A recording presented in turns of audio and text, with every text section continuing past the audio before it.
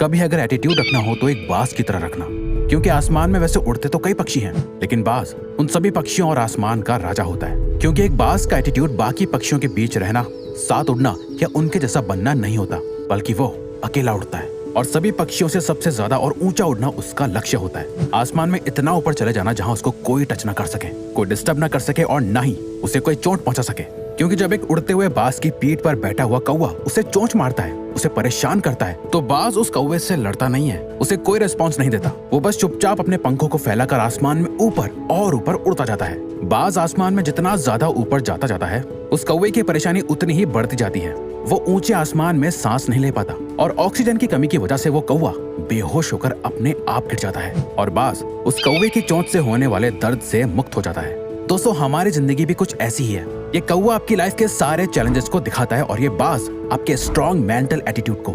एक बाज ही की तरह जिंदगी के आसमान में मुश्किलों के बादलों को अपने पंखों से चीरते हुए ऊंचा उड़ना सीखो, ताकि आपके ये सारे चैलेंजेस अपने आप ही गायब हो जाएं।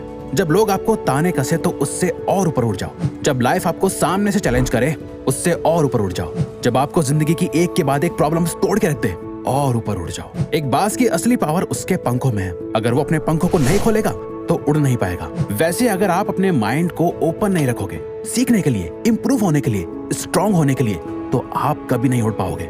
एक बाज बनने के लिए आपको बाज के मेंटल एटीट्यूड को सीखना होगा, बाज जैसे मेंटालिटी और माइंडसेट को डेवलप करना होगा।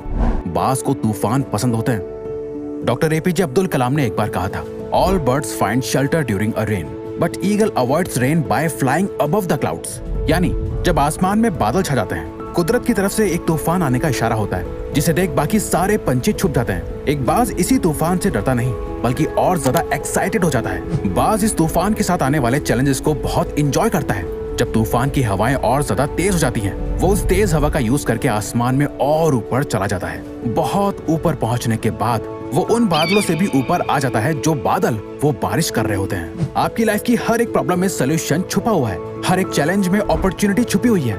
जब आप इन प्रॉब्लम्स और चैलेंजेस से ऊपर उठ जाओगे, तब आपको कई सारी अपॉर्चुनिटीज दिखाई देंगी।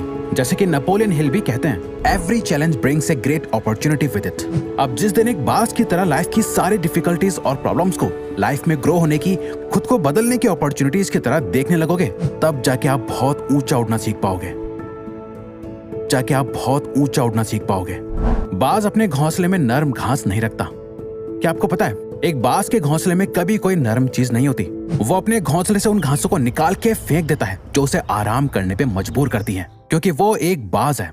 घोंसले में बैठना उसकी फितरत नहीं, बल्कि आसमान में उड़ना ही उसका लक्ष्य है। कहीं वो अपने घोंसले में ज्यादा कंफर्टेबल ना हो जाए, इसीलिए वो अपने बिस्तर को भी जितना हो सके उतना कांटे भरा रखता है। बाज के जब बच्चे होते हैं तो उनके लिए वो नरम घासों से भरा घोंसला बनाता तो है, लेकिन जैसे जैसे बच्चे बड़े होते हैं, वो उन बच्चों को घोंसले से बाहर निकाल देता है और कुछ नरम घासों को भी निकाल देता है। पर जब उसके बच्चे वापस आते हैं, उन्हें वो घोंसला थोड़ा अनकंफर्टेबल लगने लगता है, पर वो उसमें भी आराम करने लगता है। कुछ टाइम बाद वो अपने बच्चों को फिर से उस घोंसले से निकाल देता है और सारी नरम घास को निकाल फेंकता है। उसके बच्चे फिर वापस आते हैं और ये साइकिल तब तक रिपीट होती है जब तक कि उसके बच्चे घोंसले से बाहर जाकर उड़ना ना सीख लें।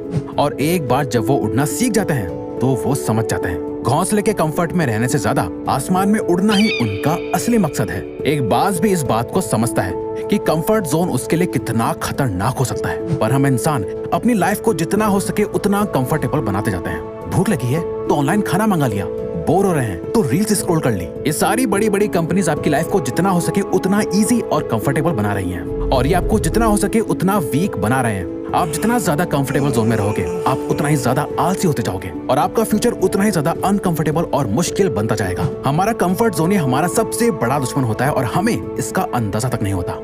बाज चेंज होने के एक बहुत ही दर्दनाक प्रोसेस से गुजरते हैं।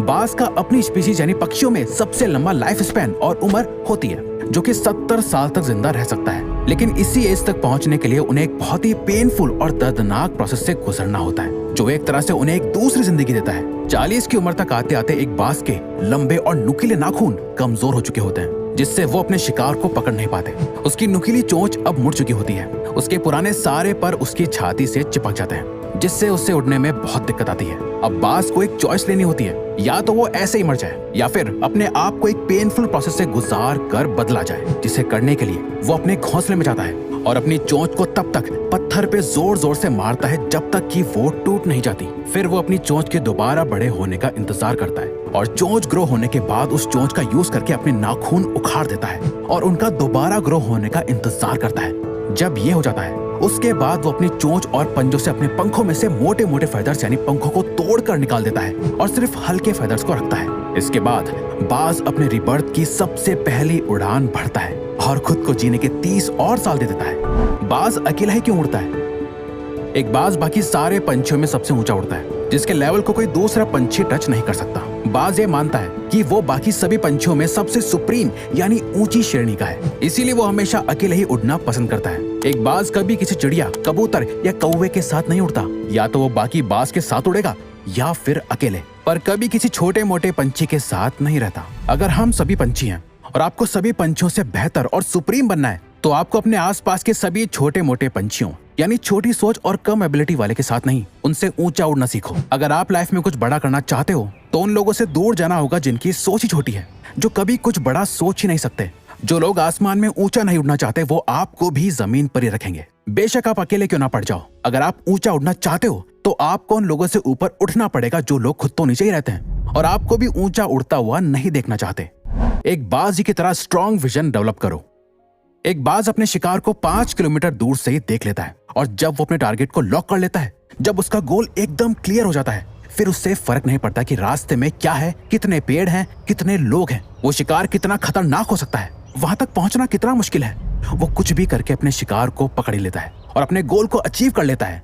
एक बाज कभी इस बात को लेकर परेशान नहीं होता कि उससे अपना खाना कैसे मिलेगा, वो सरवाइव कैसे करेगा, किसी ने उसके लिए कहीं पानी भर के रखा है या नहीं, उसके लिए खाना डाला है या नहीं। वो बस उड़ता है और अपने खाने की तलाश में निकल जाता है। अपने शिकार का वेट नहीं करता कि वो खुद चल के उसके पास आएगा, नहीं, बल्कि सही मौका देखते ही उस पर हमला कर देता है। इस मेंटल एटीट्यूड की वजह से ही एक बाज 70 साल तक सरवाइव कर पाता है, बाकी पंछियों की तरह भूखा नहीं मरता। आपको भी अपनी लाइफ का एक विजन तैयार करना होगा। आप जो चाहते हो उसके लिए काम करना होगा। कोई सामने से आकर आपकी लाइफ नहीं बदलने वाला, आपको खुद अपनी लाइफ की रिस्पॉन्सिबिलिटी लेके खुद को चेंज करना होगा। एक बाज कभी भी मरे हुए जानवरों को नहीं खाता। एक बाज कभी मरे हुए जानवर को नहीं खाता, वो हमेशा अपने लिए एक फ्रेश शिकार करता है। बाज का ये माइंडसेट हमें सिखाता है कि हमारा पास्ट हमारे लिए मर चुका है, पास्ट में हुई सभी चीजें जा चुकी हैं, आपके हाथ में बस आपका आज है। आपका पास्ट एक ऐसी जगह है जहां आपने अपने पुराने वर्जन को गार्ड रखा है। हो सकता है आपने पास्ट में बहुत कुछ बुरा किया हो या बहुत ज्यादा अच्छा, जिसके बारे में सोच सोचकर आप अपने अंदर अलग अलग इमोशंस डेवलप कर रहे हो। ये आपको अंदर से खोखला बना रहा है। अगर आप बार बार अपने पास्ट में झांकते रहोगे तो आप प्रेजेंट यानी आज और अभी में कैसे जी पाओगे? प्रेजेंट में जहां आप अपने फ्यूचर को क्रिएट कर रहे हो, अपने बेस्ट वर्जन को डेवलप कर रहे हो, उस पर फोकस करो। अगर बाज से कोई शिकार मिस हो जाए, उससे बच के निकल जाए, तो क्या वो इस बात के लिए रोता है, दुख मनाता है और इस गम में भूखा रहता है कि वो शिकार नहीं कर पाया? नहीं, बल्कि वो फौरन अपने अगले शिकार को ढूंढने निकल जाता है। आप भी एक बाज बनो, अपने पास्ट को दफना दो और अपने प्रेजेंट में जीकर अपने फ्यूचर को क्रिएट करो। अब अगर आपको ये वीडियो अच्छी लगी तो वीडियो को लाइक और चैनल को सब्सक्राइब करके हमें सपोर्ट